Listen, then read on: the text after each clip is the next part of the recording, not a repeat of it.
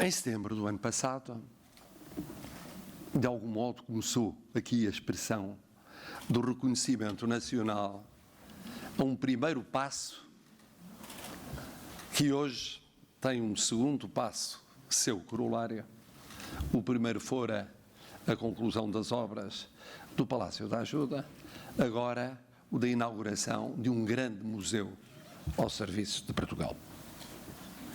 Eu não posso senão subscrever tudo quanto foi dito, na altura e hoje, por todos os oradores, nesse reconhecimento a quem, no passado mais próximo, é evidente que podemos estender a quantos no passado remoto trabalharam numa obra só agora concluída, mas no passado mais próximo tiveram um papel fundamental para que aqui nos encontrássemos hoje. No momento podemos dizer que é histórico. E todos, digo todos, membros do Governo, digo autarcas, digo conceptores, executores, de alguma maneira participantes numa grande obra coletiva. Mas a minha palavra hoje é mais simples e mais direta, é outra, já indiciada pelas intervenções anteriores, que é a da continuidade e grandeza da nossa pátria. Hoje estamos a celebrar a continuidade e a grandeza de uma pátria. E quando digo uma pátria, é uma pátria. As instituições mudam, antes delas os homens mudam, as instituições mudam, foram monárquicas durante séculos, são republicanas há menos tempo, mas há uma continuidade fundamental. A pátria foi sempre a mesma. E é sempre a mesma. Desde Dom Afonso Henriques até hoje, é a mesma pátria. E é o mesmo povo, mesmo quando o povo foi mudando na sua composição ao longo do tempo. As instituições foram cumprindo a sua missão e foram sucedendo. E a grandeza da pátria foi tanto maior quanto ela soube somar em vez de subtrair. Às vezes não é possível. As rupturas históricas impõem algumas subtrações. Mas quando é possível, com distanciamento, somar, reconverter, somando e não subtraindo, aí é maior a grandeza pátria. E este é um exemplo.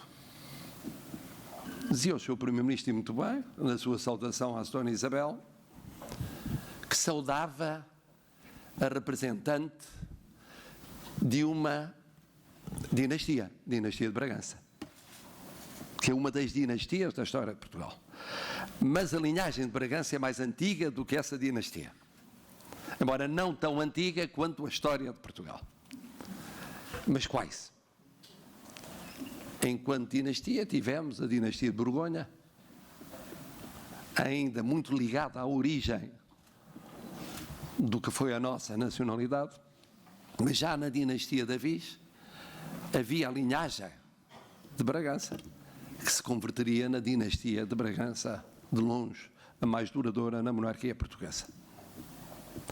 Nem sempre foi possível, mesmo em monarquia, somar em vez de subtrair. Tivemos uma guerra civil particularmente dolorosa. E nós lembramos como Dom Pedro, logo a seguir à vitória da Guerra Civil, é acolhido com uma vaia monumental no Teatro de São Carlos, pelos seus apoiantes mais radicais, pela complacência excessiva, imagine-se, que teria tido relativamente aos adversários, exilados noutro país europeu e não regressados até aos anos 50 do século passado. Mas há exemplos de soma. A Primeira República, sendo uma ruptura em relação à monarquia, não nacionalizou, nem estatizou os bens do último monarca. Deixou-os intactos. E ao longo da monarquia, como em república, foi possível ir enriquecendo aquilo que é hoje o Tesouro Real. começou por ser um tesouro dos monarcas. A coroa é uma realidade jurídica construída ao longo do tempo, mas eram bens patrimoniais dos monarcas, que tinham uma dupla função: de serem deles como titulares, mas serem da coroa como representação do país. E por isso em Portugal não se coloca há muito tempo em relação ao Tesouro Real o problema que se colocou em algumas monarquias europeias recentemente, no separar dos bens privados, do património privado, do património público dos monarcas. Há uma evolução, há uma continuidade para além das interrupções, para além das rupturas. E por isso é tão justo fazer essa referência à Dona Isabel e na sua pessoa, e também do seu Dom Duarte, àquilo que é o congraçamento da família portuguesa. Assim como houve na família real, e precisamente no pai do seu Dom Duarte, da linhagem liberal com a linhagem miguelista,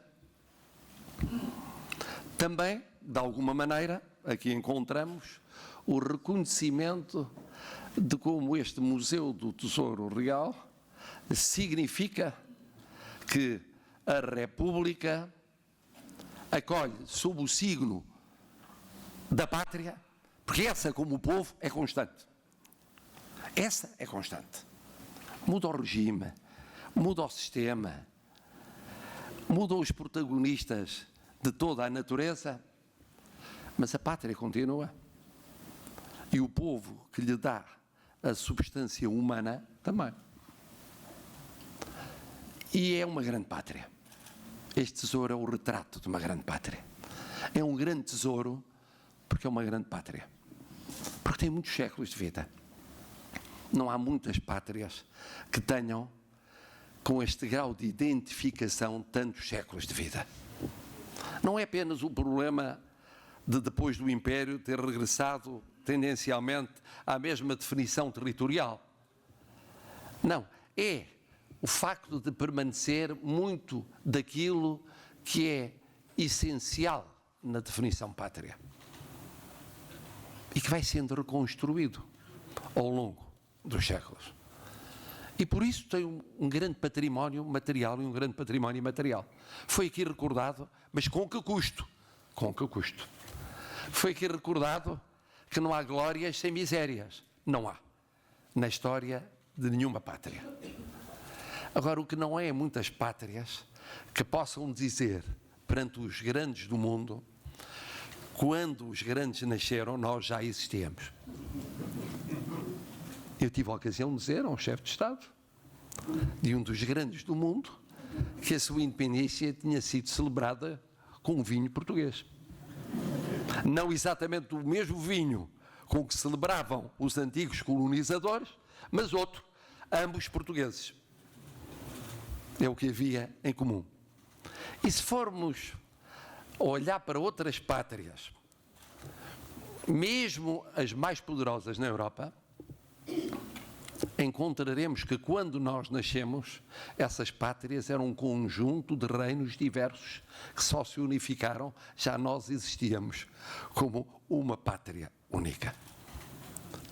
Isto é uma força enorme, que não é visível, mas dá uma sabedoria à vivência pátria. E depois justifica a grandeza que se traduz no passo que hoje damos.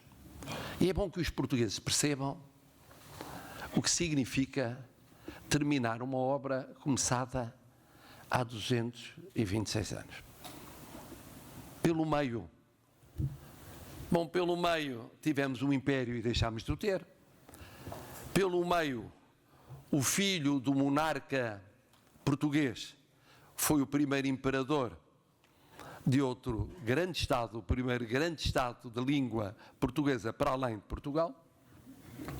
Nasceu e morreu no mesmo quarto. Entretanto, nestes 226 anos, mudaram tantas instituições. Tantas. A monarquia absoluta passou a monarquia constitucional. A monarquia constitucional, a república parlamentar. Tivemos várias ditaduras, das quais uma duradoura. Conhecemos uma república democrática. E a pátria, a mesma. E o povo, substancialmente, o mesmo. Embora muito diferente na sua vivência ao longo dos séculos. E por isso este momento é particularmente importante. Também eu desejo que aqui venham muitos portugueses e muitas portuguesas para se orgulharem do seu país. Não é deixarem de reconhecer os pecados, os erros, os atropelos, aquilo que falhou na história pátria. É para perceberem que, para além disso, aquilo em que fomos grande prevaleceu. E o que aqui está? E vão ver, sabendo que não é a única face desta pátria, há outras faces desta pátria, é, no entanto, uma face de uma pátria que, reconhecendo embora aquilo em que fracassou, é capaz de afirmar a sua grandeza a olhar para o futuro. Não somos uma pátria nem acabada, nem deprimida, nem com um complexo que de quando em vez ocorre de fim de século, neste caso nem seria de fim de século. Somos uma pátria que está a construir o futuro. E está a construí-lo em continuidade. Porque esta obra só foi possível com a continuidade recente. Porque é uma ideia que nasce num ciclo político anterior, mas que é concretizada no ciclo político governativo vivido neste momento. Num ciclo autárquico que, entretanto, terminou, mas foi essencial para que fosse possível a obra. Com esta realidade única, de, entretanto, mudarem titulares de cargos governativos e autárquicos. E, no entanto, a obra aqui está. E tantas vezes se diz que nós não somos capazes disso. Nós fomos capazes disso.